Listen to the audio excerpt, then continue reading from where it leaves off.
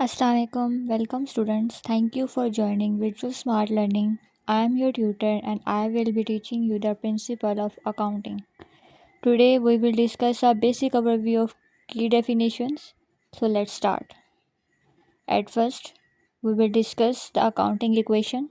Accounting equation is the foundation of accounting, which means asset equals to liabilities plus owner's equity. Owner's equity means capital. Now we will discuss what is asset.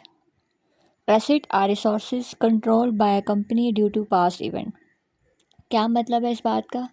ऐसी ऐसी चीज़ होती है जो हमने past में कुछ ना कुछ ख़रीदा होगा, कुछ बाय किया होगा और वो हमें फ्यूचर में फ़ायदा देगा। जैसे आपके पास आपका लैपटॉप है, आपका मोबाइल फ़ोन है, वो अपने पास्ट में आपने ख़र्चा किया था और अब फ्यूचर में आपको वो बेनिफिट दे रहा है।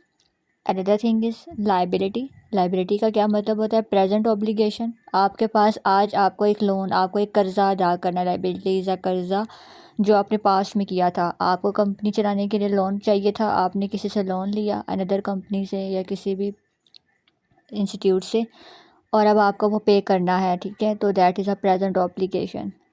कैपिटल या ऑनर्स इक्विटी क्या होता है? वो मनी जो इन्वेस्ट करता है ऑनर बिजनेस में, बिजनेस को रन करने के लिए, ठीक है। अब उससे क्या होगा? आपकी इनकम जो होगी वो इंक्रीज़ हो जाएगी और आपके एक्सपेंसेस जो है वो डिक्रीज़ हो जाएगी। सब चीज़ें आपकी कैपिटल या ऑनर इक्विटी में आ जाते हैं। आप इसके बाद हम बात करेंगे इनकम एंड एक्सपेंस की। इनकम वो होता है जो रिप्रेजेंट कर रहा होता है इकोनॉमिक बेनिफिट को, मतलब कि इंक्रीजिंग ऑफ इकोनॉमिक बेनिफिट, कि आपको इकोनॉमिक बेनिफिट जब इंक्रीज़ हो रहा होता है तो दैट इज़ इनकम। और जब आपका बेनिफिट या जो आपकी इनकम होती है वो कम हो रही होती है, उसको बोलते हैं एक्सपेंस। जैसे कि सेल्स रेवेन्यू, आपने कोई चीज़ बेची और आपके पास पैसे आए तो आपके पास ये इनकम है। और ऐसे ही कॉस्ट ऑफ गुड्स सोल्ड, आपको चीज़ बनाने में जो खर्चा लगा, आपने रॉ मटेरियल ख़रीदा, आपने लेबर लगाई, चीज़ें आपने बनाई, तो उसमें जो आपका ख़र्चा हुआ वो आपका एक्सपेंस है।